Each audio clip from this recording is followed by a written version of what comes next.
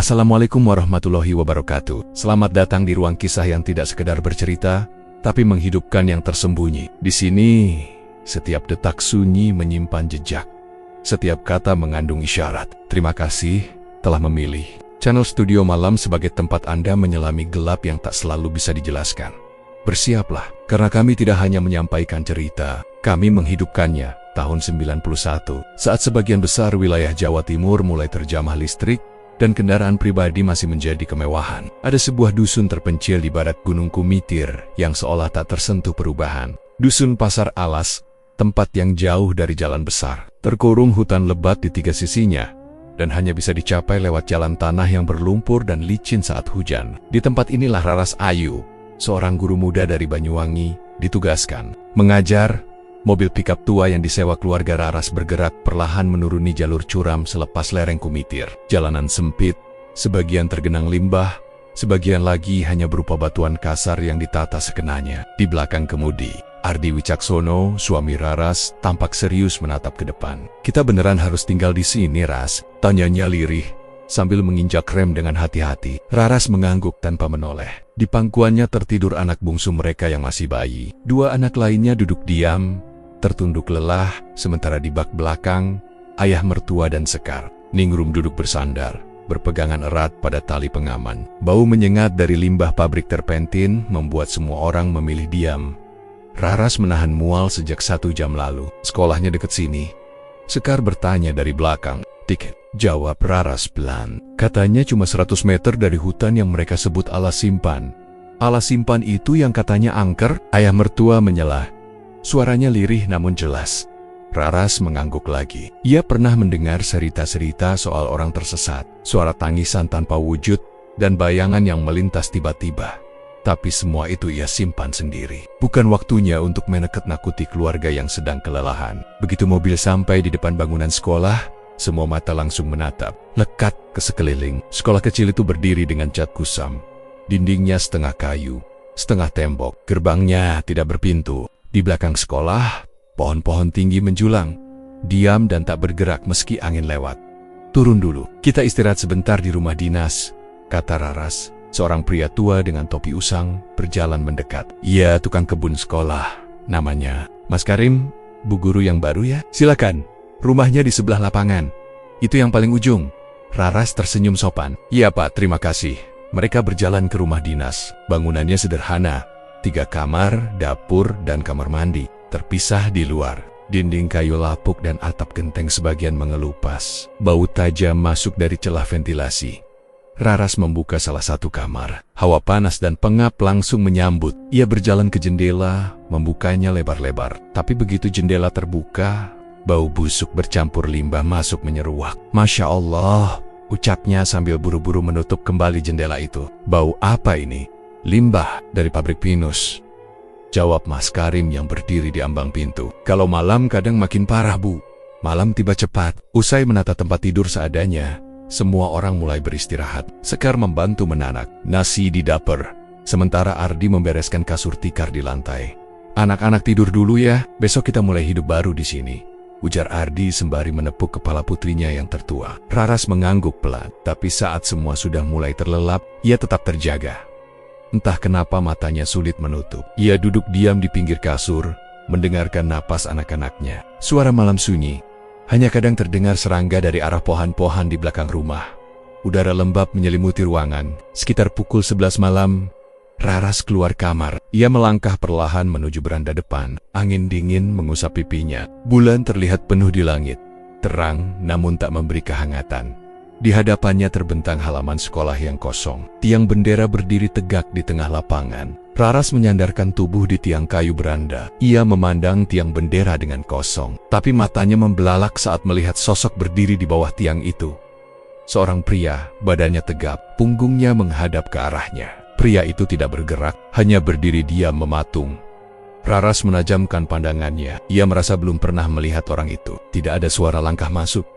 Tidak ada suara pagar dibuka. Tapi kini sosok itu benar-benar ada di sana. Ia berdiri persis di bawah tali bendera. Pelan-pelan Raras berdiri. Ia mendekat ke arah pagar rumah dinas. Napasnya terasa berat. Jantungnya berdebar pelan tapi pasti. Setiap langkah membuat rasa dingin merambat dari kaki ke tengkuk. Tapi itu tetap tidak bergerak. Raras berdiri di balik pagar, hanya sekitar 20 meter dari sosok itu. Lalu tanpa peringatan, pria itu perlahan menoleh. Wajahnya tidak terlihat jelas karena bayangan malam. Tapi Raras yakin, pria itu tersenyum. Seketika itu pula tubuh Raras terasa lemas. Ia mundur perlahan, berbalik masuk ke rumah, dan menutup pintu. Tangannya gemetar saat mengaitkan selot. Ia menyandarkan tubuh di balik pintu.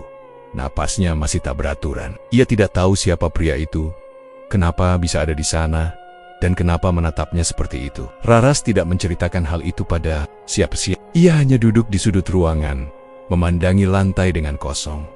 Malam terasa begitu panjang. Suara dari luar tidak ada, tapi rasa di dadanya seperti dicekik. Ia memeluk lutut dan menunduk, mencoba melupakan sosok yang masih terbayang di pelupuk mata. Sampai pagi menjelang, Raras belum tidur. Dan saat matahari mulai menyinari bagian luar rumah dinas, ia masih duduk di tempat yang sama.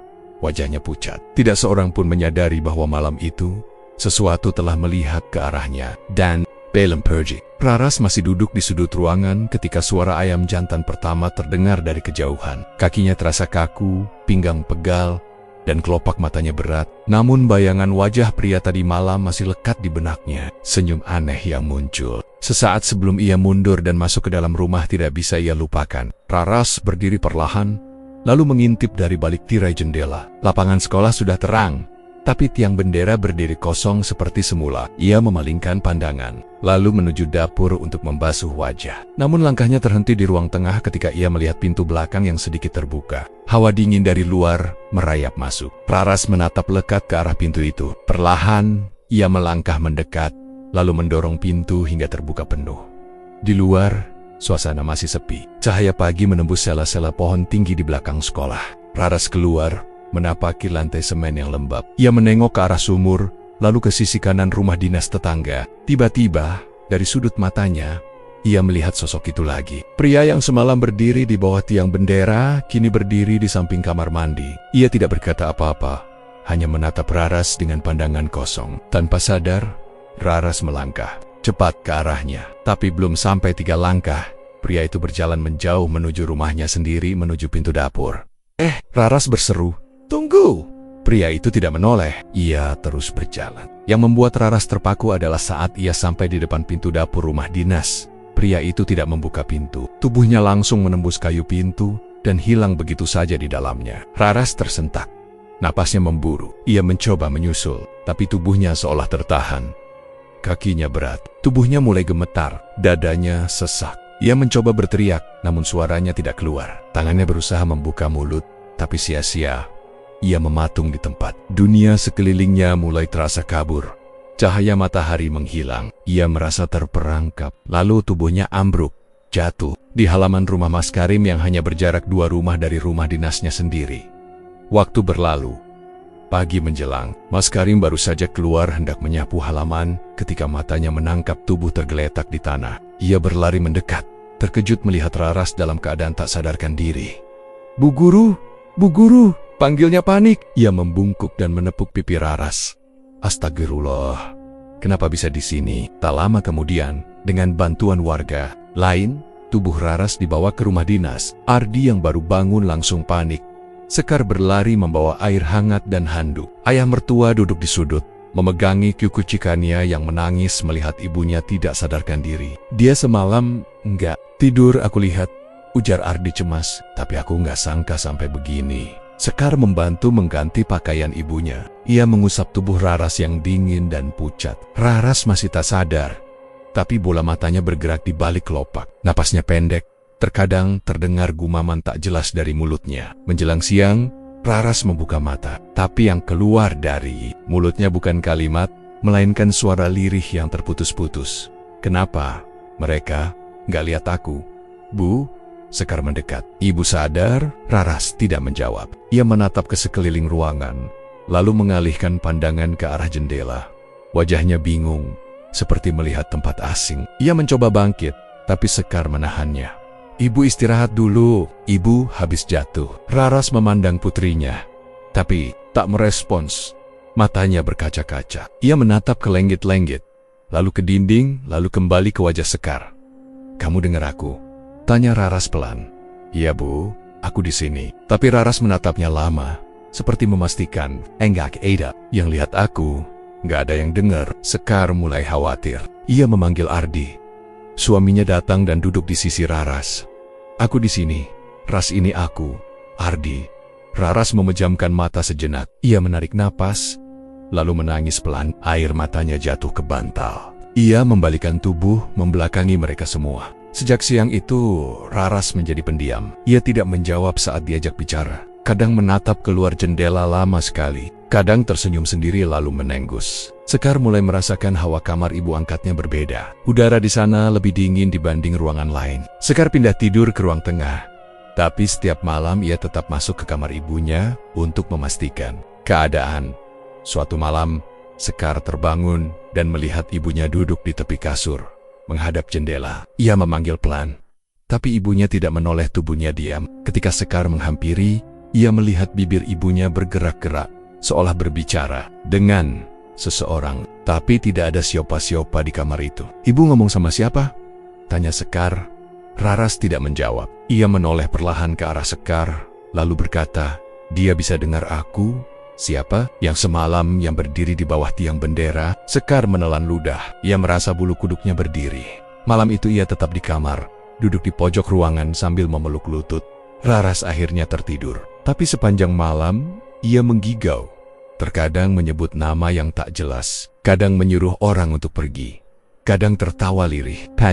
Sekar tidak membangunkan ibunya. Ia hanya duduk di beranda, menatap kosong ke lapangan sekolah. Matahari pagi mulai naik, tapi hawa di rumah dinas tetap dingin. Di kejauhan, tiang bendera berdiri tegak, kosong, diam. Tapi di kepala Sekar bayangan semalam belum hilang, dan suara ibunya masih terngiang. "Dia bisa dengar aku." Sekar merapatkan jaket. Ia belum bisa menjelaskan apa yang ia rasakan. Tapi ada sesuatu yang perlahan-lahan membuat dadanya terasa berat, seolah ada sesuatu yang sedang menggantung. Sekar masih duduk di beranda rumah, menatap lapangan sekolah yang mulai tertutup kabut. Di dalam kamar, Raras masih berbaring diam sejak subuh tadi. Hawa dingin yang terus mengendap dalam rumah membuat seluruh tubuh Sekar terasa kaku.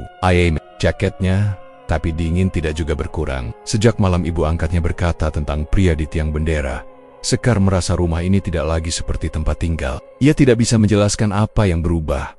Tapi udara, cahaya, bahkan suara-suara terdengar berbeda. Semua terasa terlalu sunyi.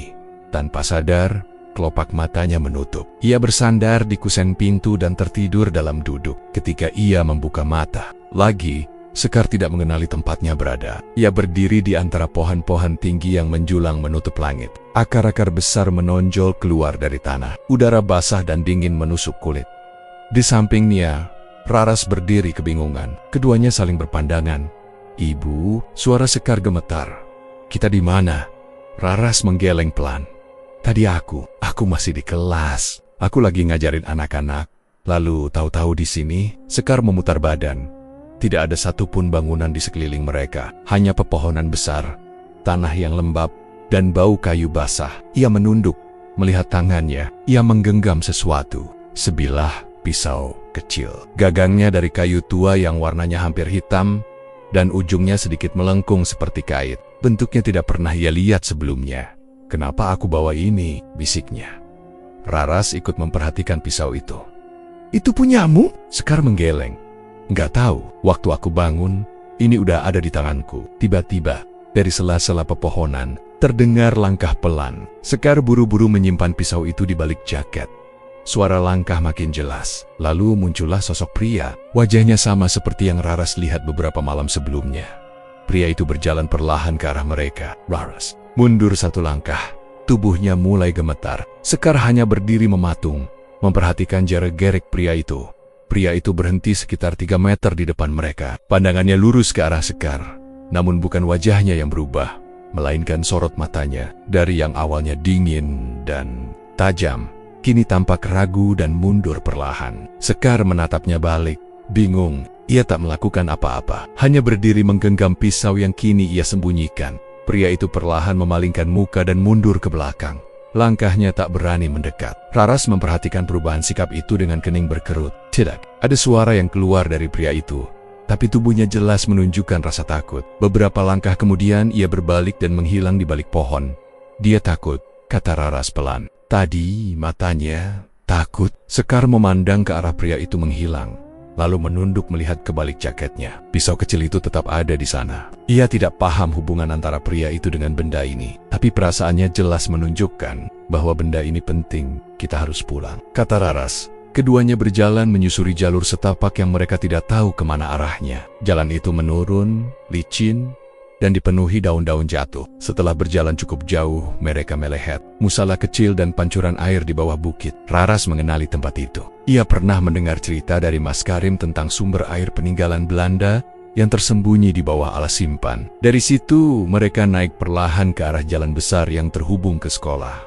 Langkah mereka berat, tubuh mereka letih, tapi tak ada satupun yang bicara sepanjang perjalanan. Setelah sampai di pinggir lapangan sekolah, langit sudah terang. Suara ayam, suara murid-murid, dan denting bel sekolah terdengar samar. Mereka melangkah ke rumah dinas dalam diam. Begitu membuka pintu, bau familiar dari dalam rumah langsung menyambut. Di ruang tamu, Mbah Jatirenggo duduk tenang di kursi rotan. Ia menatap keduanya dengan mata tajam, tapi tidak kaget. Sudah pulang, ucapnya pendek. Raras hampir jatuh terduduk. Sekar cepat meraih lengannya dan memapahnya masuk ke dalam. Mbah Jatirenggo mengikuti mereka dari belakang. Langkahnya pelan. Aku nggak ngerti, kek, ucap Raras lirih. Tadi aku ada di sekolah, lalu tahu-tahu kau tidur. Potong Mbah Jatirenggo. Tapi yang diajakmu pergi bukan ragamu. Sekar duduk di lantai, masih memegang jaketnya erat-erat. Ia ingin bicara soal pisau itu, tapi memilih diam. Mbah Jatirenggo menatap ke arah gadis itu, seolah tahu apa yang sedang ia pikirkan. Tapi beliau tidak bertanya. Kenapa aku? Tanya Raras pelan. Kenapa aku bisa dibawa ke sana? Karena ada yang menginginkanmu, jawab Mbah Jatirenggo. Raras menunduk, nafasnya berat. Ia merasa tubuhnya lelah, tapi pikirannya penuh dengan tanda tanya. Ia belum bisa menerima semua ini sebagai kenyataan, tapi perasaannya mengatakan semua itu bukan mimpi. Dia, pria itu, bisik Raras, dia ada di kamarku. Dia datang tiap malam, kadang bicara, kadang cuma berdiri. Mbah Jatirenggo tidak langsung menjawab. Ia menatap ke arah kamar, lalu kembali duduk di kursi. Udara dalam rumah makin dingin meski matahari sudah tinggi. Sekar duduk memeluk lututnya, matanya kosong. Ia tahu ibunya ketakutan, tapi ia sendiri juga belum mengerti apa yang sebenarnya sedang terjadi. Ia tahu ada yang tidak beres sejak hari pertama mereka datang ke tempat ini. Tapi hari ini ia yakin semua itu bukan hanya perasaan, dan pisau kecil di balik jaketnya masih terasa hangat di genggamannya. Udara pagi masih belum sepenuhnya mengusir dingin yang menempel di dinding rumah dinas. Raras duduk bersandar di kursi dekat dapur. Selimut tebal membungkus tubuhnya, sementara Sekar menyalakan api kecil di tungku. Mbah Jatirenggo masih berada di ruang tengah, diam, memandangi celah atap yang rembes sejak semalam. Tak ada yang bicara sejak mereka kembali dari alas simpan. Bahkan suara ayam dari kejauhan pun terdengar jauh, seolah enggan ikut dalam pembicaraan yang akan dimulai. Akhirnya buka suara pelan. Aku mau tahu, apa sebenarnya tempat ini? Mbah Jatirenggo menoleh perlahan. Kamar yang kamu tempati itu bukan kamar biasa, katanya tenang. Dulu, sebelum rumah ini dibangun, di situ ada liang kubur. Sekar berhenti mengadu. Matanya langsung beralih ke Mbah Jatirenggo. Siapa yang dikubur di sana? Tanya Raras lirih, seorang prajurit. Usianya masih muda. Ia lari dari markas penjajah dan sembunyi di dusun ini. Tapi Kitahuan dikejar, disiksa, lalu dibunuh. Mayatnya dibuang begitu saja di lubang belakang sekolah. Warga dulu takut, jadi diam-diam menguburnya tanpa upacara. Raras mengusap wajahnya. Jadi, pria yang sering muncul itu, ya, itu arwahnya, jawab Mbah Jatirenggo tegas. Ia tidak pernah benar-benar pergi. Rumah ini dibangun di atas kuburannya, dan saat kamu tinggal di kamarnya, sesuatu dalam dirimu membuat dia tertarik. Sekar maju pelan, duduk di samping ibunya. Kenapa harus ibu? Mbah Jatirenggo menghela napas panjang. Arwah seperti itu, jika tidak dikirim pulang dengan benar, akan mencari cara menyatu dengan dunia. Dia melihat Raras bukan hanya sebagai orang yang menempati rumahnya, tapi juga sebagai pintu untuk kembali. Dia bilang, dia mengenal aku, ujar Raras pelan. Dalam mimpiku, dia sering bilang kita pernah bersama. Mbah Jatirenggo menatap tajam. Dia menanam ilusi supaya kamu percaya. Tapi itu bukan kenangan, itu jebakan. Suasana kembali hening. Sekar menggenggam pisau kecil yang diselipkan di balik ikat pinggangnya. Tangannya dingin. Sejak pertemuan di hutan, ia merasa pisau itu punya hubungan dengan semua ini. Kek, ujarnya lirih. Aku nemuin ini waktu di hutan, tapi nggak tahu kenapa bisa ada di tanganku. Ia mengeluarkan pisau itu. Mbah Jatirenggo menatapnya lama. Wajahnya berubah serius. Itu bukan pisau biasa, itu pulung. Salah satu lambang yang muncul saat tempat ini diganggu. Hanya orang terpilih yang bisa memegangnya tanpa terbakar atau kesurupan. Kenapa bisa aku? Tanya Sekar. Aku nggak pernah ikut apa-apa. Karena kamu terikat dengan alas simpan, mungkin dari garis darah atau dari kehendak penghuninya, jawab Mbah Jatirenggo. Tapi ingat, semua yang menyentuh dunia gaib akan ditarik olehnya. Raras menunduk, mengusap kening. Aku mulai sering bermimpi. Tapi bukan mimpi biasa. Dia datang tiap malam, kadang memeluk, kadang marah. Kadang kami bertengkar. Aku bilang aku nggak kenal dia, tapi dia terus bilang aku miliknya. Mbah Jatirenggo mengangguk pelan. Dia sudah menanam bagian dari dirinya ke dalam pikiranmu. Itu sebabnya kamu merasa bingung antara nyata dan tidak. Terus, kalau aku biarkan, suara Raras mulai bergetar. Kalau kamu biarkan, dia tidak akan mengganggu, tapi kamu tidak akan pernah tenang. Dan kalau sampai ada orang lain yang memanfaatkan arwah itu seperti dukun atau orang yang punya niat buruk, dia bisa berubah jadi sangat berbahaya. Raras menarik napas dalam. Ia menatap ke arah kamar yang kini pintunya tertutup rapat. Malam terakhir, ia tidur di ruang tengah. Tapi bayang-bayang itu tetap datang. Seolah kamar itu menempel di dirinya, dimanapun ia berada. Kenapa harus aku yang mengalami ini semua, kek? Suaranya pelan, seperti tak bertanya pada siapapun. Ada yang menjawab. Sekar menatap ibunya dengan pandangan ragu, seolah ingin mengatakan sesuatu tapi urung. Ia tahu ibunya kuat, tapi ia juga tahu batasnya. Sejak datang ke dusun ini, semua terasa berubah. Sekar sendiri belum yakin pada apa yang sebenarnya sedang mereka hadapi. Tapi ia tahu satu hal, ia tidak ingin melihat ibunya perlahan hilang seperti orang yang diseret keluar dari tubuhnya sendiri. Dari arah dapur, angin kecil masuk, tirai bergoyang sedikit. Pisau di tangan Sekar terasa lebih dingin dari biasanya. Ia menyimpannya kembali dengan hati-hati. Raras berdiri perlahan, mendekati pintu kamar. Ia berdiri diam di ambang, memandang ke dalam. Ruangan itu sepi, hanya kasur kapuk, bantal lusuh, dan lemari kayu yang tidak pernah digunakan. Tapi hawa dingin dari dalam tetap menusuk. Kalau aku bicara ke dia dengar kan? Tanya Raras tanpa menoleh. Dengar, jawab Mbah Jatirenggo. Tapi jangan ajak dia berdebat. Arwah semacam itu bisa berubah jika dilawan dengan emosi. Raras mengangguk pelan, masih menatap ke dalam kamar. Sementara di belakang, Sekar duduk lagi. Tangannya gemetar sedikit. Ia tahu sesuatu belum selesai. Ia hanya belum tahu bagian mana yang akan jadi awalnya. Tapi ia tahu, pisau itu bukan satu-satunya yang menyimpan rahasia. Dan kamar itu masih terbuka sedikit. Pintu kamar masih terbuka sedikit sejak pagi. Raras belum berani masuk lagi ke dalamnya. Sejak mendengar penjelasan Mbah Jatirenggo soal makam tentara muda yang dikubur di bawah rumah, Raras merasa jantungnya tak pernah tenang. Ea lebih siring, duduk di ruang tengah, menghadap jendela yang mengarah ke lapangan sekolah. Sekar tetap tinggal dekat ibunya, meskipun sesekali ia keluar untuk mencari informasi ke warga, terutama tentang masa lalu rumah itu. Hari itu, langit mendung sejak siang. Angin dari hutan berhembus dingin, membuat daun-daun tua berserakan ke halaman. Sekar baru saja selesai menjemur pakaian saat melihat seorang perempuan berpakaian serba gelap berdiri di ujung jalan. Wajahnya tidak terlalu tua, tapi sorot matanya tajam. Ia memegang payung kecil, tidak bicara pada siapa-siapa, dan hanya berdiri menatap rumah dinas dari kejauhan. Sekar mengernyit. Perempuan itu tidak seperti warga desa sekitar. Pakaiannya terlalu rapi, dan caranya berdiri terlalu tegak untuk seseorang yang kebetulan lewat. Sekar hendak mendekat, tapi perempuan itu berbalik dan berjalan ke arah hutan kecil di belakang sekolah. Malamnya, angin makin kencang. Tirai bergoyang terus-menerus. Lampu gantung di ruang tamu berkedip, meskipun listrik tidak padam. Raras mulai gelisah. Ia berulang kali mengganti posisi duduk, dan sesekali menatap pintu kamar. Aku mulai dengar suara bisik lagi, katanya tiba-tiba. Dia mulai bicara, dan kali ini dia bilang aku berkhianat. Sekar menoleh cepat. Berarti dia datang lagi. Raras mengangguk pelan, tapi nadanya beda. Dulu dia lembut, sekarang seperti marah. Sekar duduk di samping ibunya. Dia bilang apa? Katanya aku milik dia, bahwa aku pernah bersumpah. Tapi aku nggak pernah ngerti maksudnya. Malam makin larut. Saat semua sudah masuk kamar, Sekar duduk di depan tungku yang masih menyala kecil. Pisau kecil yang dulu ia bawa dari alas simpan kini selalu disimpan di bawah bantal. Ia mulai belajar mengenali hawa di sekeliling rumah. Dan malam itu, hawa yang datang terasa berbeda. Ada sesuatu yang tidak hanya dingin, tapi menusuk.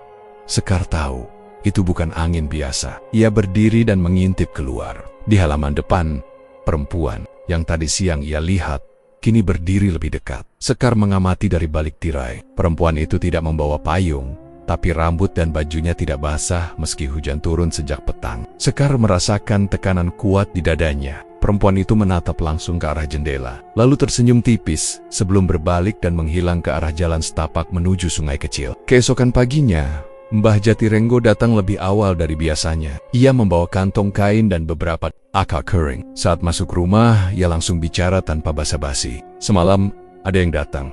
Bukan dari sini. Sekar mengangguk. Perempuan, berpakaian hitam.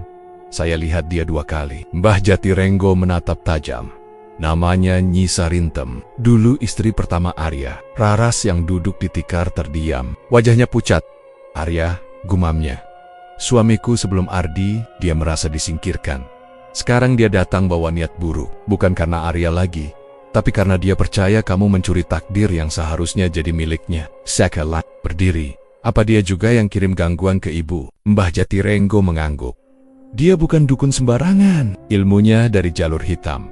Dia tahu tempat ini punya penghuni lama, dan dia mau memanfaatkan arwah itu untuk menyakiti ibumu. Hari berlalu tanpa kejadian, tapi malam kembali berubah. Raras mulai gemetar lagi saat matahari turun, suhunya naik. Keringat dingin mengucur. Sekar menyiapkan air hangat, tapi tubuh ibunya tetap menggigil. Raras mengigau dengan suara tak teratur. Kadang tertawa, kadang menyebut nama-nama asing. Kadang menyebut Arya, lalu menyebut kata pengkhianat. Sekar berdiri di sampingnya, menggenggam tangan ibunya. Tapi tiba-tiba, tangan itu menarik Sekar. Kuat-kuat, kamu juga lihat dia kan? Gumam Raras, matanya masih tertutup. Dia ada di sini. Dia berdiri di pojok. Dia bilang aku nggak boleh pergi. Sekar menoleh. Pojok ruangan kosong, tapi hawa di sana terasa berat. Sekar menggigit bibirnya. Ia tahu ibu angkatnya sedang tidak benar-benar sadar. Tapi setiap kata yang diucapkan terasa seperti jeritan minta tolong. Beberapa saat kemudian, Raras terbangun tiba-tiba. Ia terduduk, napasnya terengah. Matanya main kari-kari, lalu berhenti pada Sekar. Dia bilang, aku harus ikut. Tapi aku bilang aku bukan miliknya, ujar Raras sambil menangis pelan. Sekar memeluknya erat. Ibu nggak usah ikut siapa-siapa. Ibu di sini, sama aku. Tarik, luar. Suara ranting patah terdengar. Mbah Jatirenggo berdiri di teras, memandang ke arah jalan masuk. Dia belum pergi, ucapnya pelan. Dan makin malam, niatnya makin kuat. Sekar menggenggam pisau kecilnya lebih erat dari sebelumnya. Matanya lurus ke arah kamar.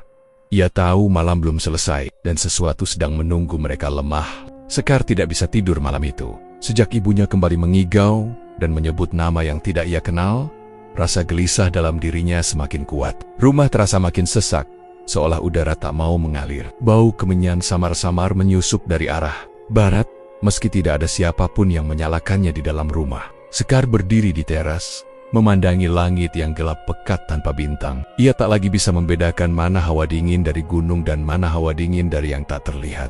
Ibu harus diselamatkan, gumamnya. Langkahnya ringan tapi pasti. Pisau kecil itu kembali diselipkan di pinggang. Ia berjalan mengikuti arah bau itu, yang makin lama makin tajam. Langkahnya menurun ke arah ladang singkong, lalu menembus jalur kecil berbatu. Di kejauhan, samar terlihat nyala api kecil dari balik semak. Ia mendekat dengan hati-hati. Di tepi kuburan Kristen tua, yang sejak dulu sudah ditutup oleh warga karena dikenal angker, berdiri Nyi Sarintem. Perempuan itu duduk di tengah lingkaran tanah merah yang sudah digaruk. Di sekelilingnya ada potongan bunga 7 rupa, kendi kecil berisi darah ayam, dan seikat rambut yang Sekar yakin bukan milik hewan. Nyi Sarintem membaca sesuatu dalam bahasa yang Sekar tak fahami. Suaranya berat dan lambat, seperti menarik sesuatu dari dalam bumi. Sekar berdiri, tak jauh dari pagar batu yang separuh roboh. Ia menarik napas dalam, lalu melangkah ke depan. Tapi Nyi Sarintem langsung menghentikan bacaannya. Kepala itu menoleh pelan, dan mata mereka bertemu. Kamu, ujar Nyi Sarintem dengan suara dingin. Anak yang tidak tahu tempat, Sekar menggenggam pisau kecilnya. Berhenti, jangan ganggu ibu. Nyi Sarintem berdiri, wajahnya dingin, namun matanya menyala marah. Dia milik orang lain. Dia yang merebut suamiku. Sekarang aku cuma ambil kembali apa yang sudah semestinya. Daeng pernah merebut siapapun. Jawab Sekar tegas. Kalau Arya ninggalinmu, itu bukan salah ibu. Nyi Sarintem melangkah maju. Hawa di sekitar mendadak berat. Angin berhenti. Suara malam mendadak hening. Sekar merasa tekanan kuat menghantam dadanya, membuat langkahnya goyah, tapi pisau kecil di pinggangnya bergetar halus, menghangat. Aku tidak bicara denganmu, bisik Nyi Sarintem. Tapi kamu ikut campur, jadi kamu ikut rasa. Sekar menutup mata sejenak, mencoba mengatur napas. Saat dibuka, Nyi Sarintem sudah mengangkat tangan kirinya. Api kecil di sekelilingnya membesar, lalu menyatu membentuk lingkaran cahaya merah. Sekar mengangkat pisau, dan dalam sekejap tubuhnya tersentak ke belakang, namun tidak jatuh. Ayas terdorong oleh kekuatan tak terlihat. Tubuh Sekar mulai panas, keringat menetes dari pelipisnya, tapi tangannya tetap menggenggam pisau itu kuat-kuat. Aku nggak takut, katanya pelan. Nyi Sarintem melantunkan kalimat lain yang lebih cepat. Suara angin kembali terdengar, tapi arah hembusannya melawan logika. Kabut tebal muncul dari tanah kuburan, menggulung ke arah Sekar. Namun saat kabut menyentuh ujung pisau, ia pecah dan menghilang. Pisau itu bukan milikmu, ucap Nyi Sarintem pelan. Kau seharusnya tidak bisa menyentuhnya, entah milik siapa. Tapi sekarang ada padaku, dan aku nggak akan biarkan kamu ganggu ibu. Logit, suasana mendadak membeku. Lalu angin kencang menyapu area itu. Daun-daun beterbangan. Tanah bergetar, tapi Sekar dan Nyi Sarintem tetap saling berhadapan di tengah pusaran itu. Beberapa detik kemudian, suara jeritan dari arah sekolah memecah. Ketegangan, Sekar tersentak. Ia menoleh ke arah sekolah, lalu kembali menatap Nyi Sarintem. Perempuan itu menyeringai, lalu menghilang dalam kabut tanpa suara. Di waktu bersamaan, seorang pemuda berlari dari arah jalan kecil, menubruk gerbang sekolah dan jatuh terguling. Tubuhnya kejang-kejang, mulutnya berbusa. Warga yang sedang ronda langsung datang dan mencoba menahan, tapi pemuda itu menjerit dengan suara bukan suaranya. Matanya merah, tangannya mencakar-cakar lantai. Suasana berubah ricuh. Beberapa anak sekolah yang kebetulan masih di sekitar musala mulai menjerit ketakutan. Satu di antaranya langsung pingsan. Mbah P.I. muncul dari arah gang kecil. Ia membawa kurungan ayam dan selembar kain kafan yang terikat simpul. Tanpa banyak bicara, ia melangkah ke arah pemuda itu. Warga membuka jalan. Mbah P. duduk bersila, membuka simpul kain kafan, lalu membacakan doa pendek sambil menaburkan abu hitam ke atas tanah. Jeritan pemuda itu makin kencang. Tubuhnya melengkung tak wajar, tapi Mbah P. tetap membaca doa dengan suara tenang. Kurungan ayam diletakkan di atas kepala pemuda itu. Dalam beberapa detik tubuhnya terdiam. Nafasnya masih berat, tapi matanya mulai kembali normal. Jangan ganggu roh yang bukan milik kita, ucap Mbah P. pelan, tapi cukup jelas didengar semua orang. Yang satu ini sudah dipancing dari kuburan lama. Tak lama kemudian, beberapa warga mulai mengalami kejang-kejang ringgen, ada yang muntah, ada yang menggigil. Mbah P. berdiri, lalu menunjuk ke arah barat. Bawa semua anak kecil masuk ke rumah. Malam ini tidak biasa. Di rumah dinas, Raras masih berbaring. Kiring mengalir deras. Napasnya pendek. Ia menggigau, menyebut nama Arya berulang kali. Di sekitarnya, anak-anaknya menangis. Si bungsu menunjuk ke arah dinding. Ada yang berdiri, Bu. Tapi Raras tidak menjawab. Matanya tertutup, tubuhnya gemetar hebat. Sekar kembali ke rumah saat suara kentongan bertalu dari kejauhan. Napasnya masih berat. Di tangannya, pisau kecil itu berdarah. Entah dari mana. Tapi Sekar tahu, sesuatu malam ini belum selesai. Sesuatu sedang terbuka dan belum kembali. Langit belum terang ketika suara gaduh terdengar dari depan rumah dinas. Ardi yang baru saja terlelap mendadak bangun dan langsung berlari keluar. Di depannya, terlihat sosok Sekar berjalan tertatih-tatih, tubuhnya penuh goresan berdarah. Di tangannya, Nyi Sarintem terseret dalam keadaan lemas. Wajahnya lebam, rambutnya kusut, dan pakaiannya basah oleh darah kering. Warga yang masih berkumpul di sekitar rumah sekolah langsung terpaku. Tak satu pun yang bergerak, hanya suara napas Sekar yang tersengal, dan langkah kakinya yang berat menyentuh tanah berpasir halaman rumah. "Sekar!" teriak Ardi berlari ke arah gadis itu, tapi sebelum ia sempat menyentuhnya, Tubuh Sekar roboh di ambang pintu. Mbah Jatirenggo yang sedang duduk di sudut teras langsung berdiri. "Angkat dia masuk. Jangan pisahkan dari perempuan.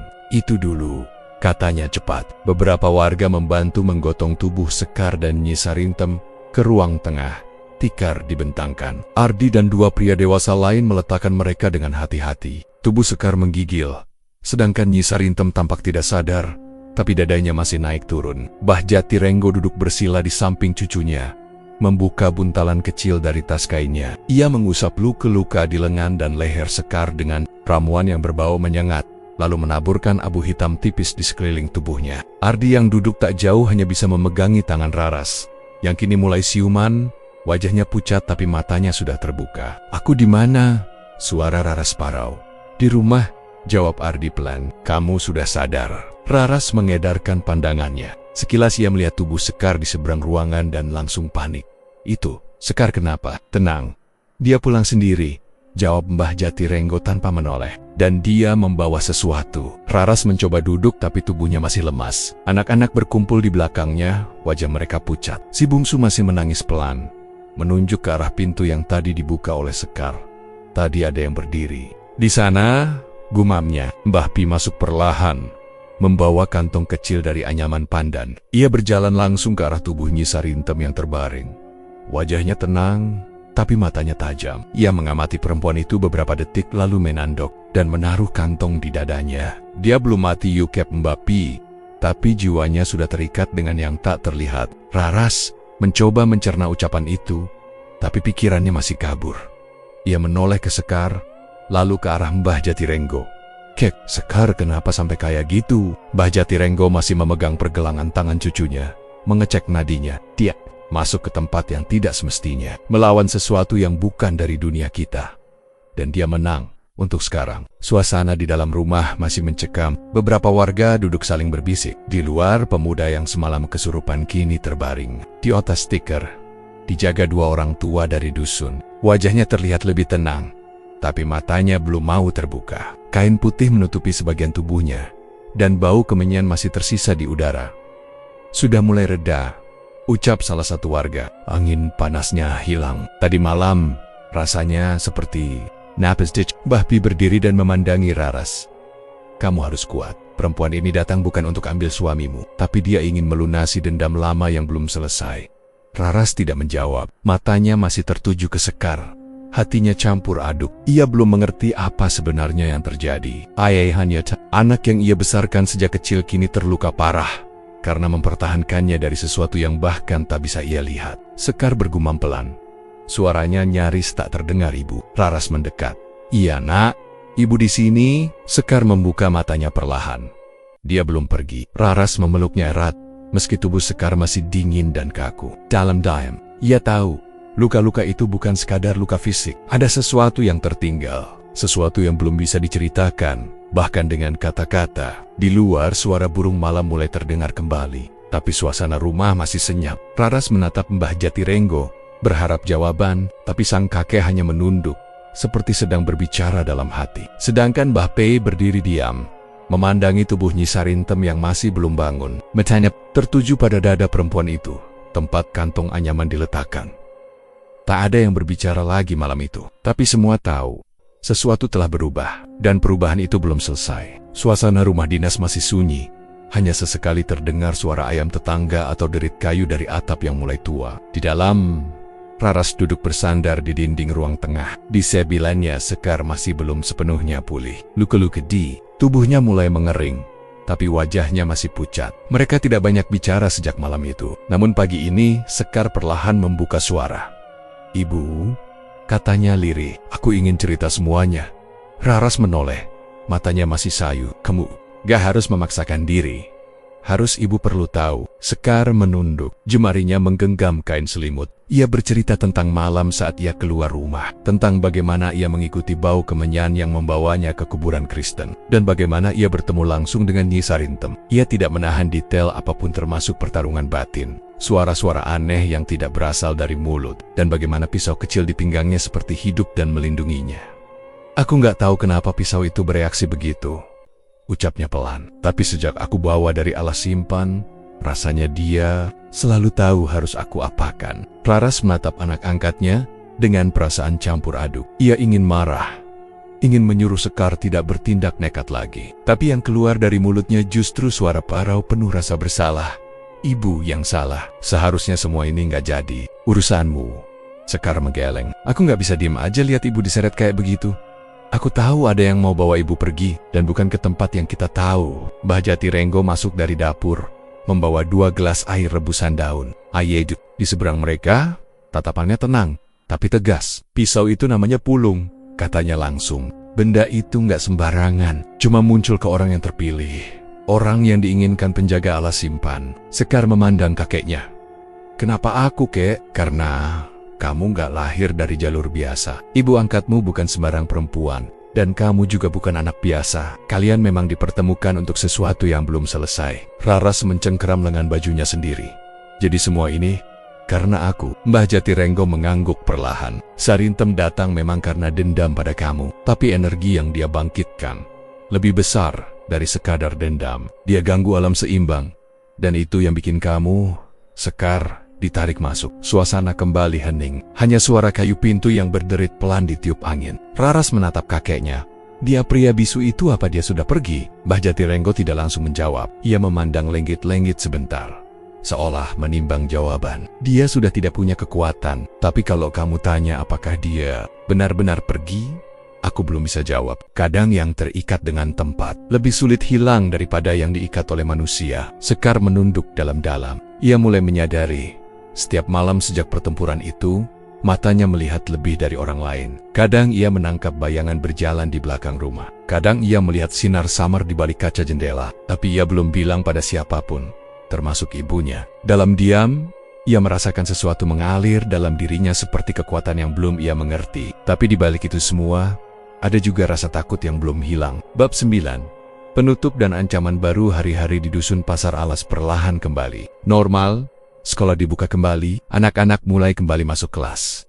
Meski beberapa masih menolak duduk terlalu dekat dengan dinding belakang ruang guru. Ardi kembali ke kebun kecilnya, dan ayam-ayam di pekarangan rumah dinas mulai bertelur lagi. Di permukaan, semuanya tampak membaik, tapi malam tetap membawa bayangannya sendiri. Pada suatu malam, Raras berdiri di depan jendela. Angin dingin dari barat berhembus pelan, membawa bau tanah basah yang tidak biasa. Di luar, tak ada suara, kecuali suara jengkerik dari semak. Tapi dada Raras terasa berat. Ia merasa seperti ada yang mengawasinya dari balik gelap. Sekar muncul dari dapur, membawa cangkir air. Ibu belum tidur. Belum, rasanya gak enak. Kayak ada yang ngintip dari belakang rumah. Sekar tidak menjawab. Ia meletakkan cangkir di meja, lalu berdiri di samping ibunya. Mereka menatap pekarangan yang kosong. Beberapa malam terakhir, pisau itu bergerak sendiri. Bisik Sekar. Raras menoleh cepat. Kamu yakin? Sekar mengangguk pelan. Aku letakkan di bawah ranjang. Tapi malam-malam, aku dengar suara geseknya. Kadang sampai jatuh ke lantai. Raras menggenggam lengan anaknya. Kamu nggak sendiri. Ibu juga ngerasa. Kadang seperti ada bayangan di dinding kamar. Tapi begitu lampu dinyalakan, nggak ada apa-apa. Langkah kaki kecil terdengar dari ruang belakang. Salah satu anak mereka mengigau, menangis pelan. Raras segera masuk untuk menenangkan. Sekar tetap berdiri di depan pintu. Ia memandang ke arah alas simpan. Dari Keyohan, hutan itu tampak biasa, tapi malam punya caranya sendiri untuk menyembunyikan apa yang tidak ingin dilihat manusia. Angin kembali berhembus. Ringan, tapi dinginnya menembus kulit. Sekar memejamkan mata, mencoba meraba hawa. Dan di sanubarinya, ia tahu, sesi Watamis belum selesai, bukan dari Sarintem, bukan dari pria bisu, tapi dari sesuatu yang belum menampakkan diri. Pisau di bawah ranjang kembali menggesek lantai. Sekar membuka mata. Tanpa kata, ia melangkah pelan, masuk ke rumah, lalu menutup pintu rapat. Suara malam tetap berlanjut, tapi di dalam rumah itu, tak ada yang benar-benar tertidur. Malam itu udara dingin, tapi tidak menusuk. Setelah semua yang terjadi, rumah dinas itu kembali seperti biasa. Sekar masih belum banyak bicara sejak pulih. Ia hanya lebih sering duduk di serambi belakang, memandangi pohon randu tua di ujung halaman. Anak-anak sudah kembali ke sekolah, berlari-lari kecil di pagi hari, seperti tidak pernah mengalami mimpi buruk. Suara mereka membawa sedikit kelegaan, meski belum sepenuhnya mengusir rasa ganjil yang kadang datang tanpa sebab. Raras sedang menyapu ruang tengah ketika mendadak merinding. Bukan karena angin, bukan pula karena suara, tapi sesuatu yang ia rasa mengawasinya. Ia menoleh ke jendela. Tidak ada siapa-siapa, hanya gelap dan bayangan kebun belakang yang samar. Ia melanjutkan menyapu, tapi langkahnya pelan, seolah ada sesuatu yang menggantung di udara. Dari belokong, suara langkah Sekar terdengar. Gadis itu memeluk bahu ibunya dari belakang. "Bu, malam tadi aku mimpi buruk," bisiknya. Raras berhenti, menyapu. "Mimpi apa?" Ada suara dari bawah ranjang. "Aku dengar seperti benda jatuh. Waktu aku buka mata, pisau pulung itu sudah keluar dari tempat sembunyinya." Raras menoleh cepat. "Kamu yakin?" Sekar mengangguk. "Aku kembalikan lagi. Tapi aku merasa benda itu hidup." Suara pintu kayu terbuka perlahan. Mbah Jatirenggo masuk membawa termos air panas. Ia melihat ke arah dua perempuan itu, lalu duduk di kursi rotan. "Memang belum sepenuhnya bersih," ucapnya pelan. Raras mendekat. "Apa maksudnya, kek?" "Bekas dari ilmu hitam itu masih menempel, seperti bau yang gak bisa hilang. Dan kadang, bukan hanya yang melepaskan yang tertinggal, tapi juga yang dipanggil." Sekar menunduk, tangannya gemetar. "Kalau pisau itu bergerak sendiri, artinya dia sedang memanggil aku?" Mbah Jatirenggo menatap cucunya dalam-dalam. "Pisau itu bukan sembarang benda. Itu bukan senjata. Itu penanda yang memegangnya akan dilihat oleh mereka yang selama ini diam." Ras menarik napas dalam. "Kita harus apa?" "Tidak ada yang bisa dilakukan sekarang," jawab kakek. "Yang bisa kita lakukan hanya menjaga. Jangan panik, jangan coba-coba bicara kalau dipanggil." Malam itu, Raras tak bisa tidur. Ia duduk di pinggir ranjang sambil memeluk anak bungsunya, yang terlilap suaminya belum pulang dari rumah warga. Sekar juga belum masuk kamar. Dari celah pintu, cahaya lampu dapur masih terlihat menyala. Ia bangkit, berjalan pelan ke dapur. Sekar berdiri menghadap jendela belakang. Wajahnya pucat, tatapannya kosong. Sekar, gadis itu tidak menjawab, hanya mengangkat tangan pelan, menunjuk keluar jendela. Raras mendekat perlahan, lalu ikut menatap ke arah hutan. Tidak ada apa-apa, tapi hawa dingin menyusup, bukan dari angin malam, tapi dari sesuatu yang seperti peringatan. Sekar bicara tanpa menoleh. "Aku dengar suara, bukan panggilan, bukan langkah, tapi seperti bisikan dari dalam tanah." Raras memeluk putrinya. "Sudah, ayo tidur. Jangan dengarkan." Saat mereka hendak berbalik, suara kecil terdengar di bawah lantai. Panyai kayu yang digesek. Sekar langsung menatap ke arah kamar. Ia berjalan cepat ke sana, membuka laci di bawah ranjang. Pisau pulung itu berpindah. Awalnya di bawah tumpukan kain, kini berada di tengah lantai, seolah sengaja diletakkan.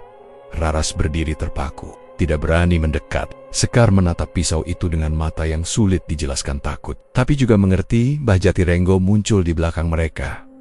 "Sudah kubilang, itu bukan pertanda bahaya, tapi juga bukan kabar baik." Raras menoleh. "Jadi, ini belum selesai?" Coach tidak menjawab. Ia hanya menatap ke arah jendela. Di luar, pohon randu tua bergoyang perlahan, padahal tidak ada angin. Di dalam kamar, suasana sunyi menegang. Pisau itu diam, tapi terasa seperti sedang menunggu. Dan malam pun berjalan tanpa kata. Tapi semua yang ada di rumah itu tahu, sesuatu telah bangun dan mereka belum tahu apa yang dimintanya. Terima kasih telah menyimak kisah ini hingga titik terakhir. Setiap detik yang kalian luangkan bukan hanya menemani cerita, tapi juga memberi napas pada tiap ketegangan, bisik gaib, dan luka yang tersisa di balik sunyi alas simpan. Ingatlah, tidak semua kegelapan datang untuk menakuti, sebagian hadir untuk mengungkapkan siapa yang sebenarnya sanggup bertahan. Sampai kita berjumpa lagi di cerita berikutnya, yang mungkin tidak sekadar fiksi. Wassalamualaikum warahmatullahi wabarakatuh.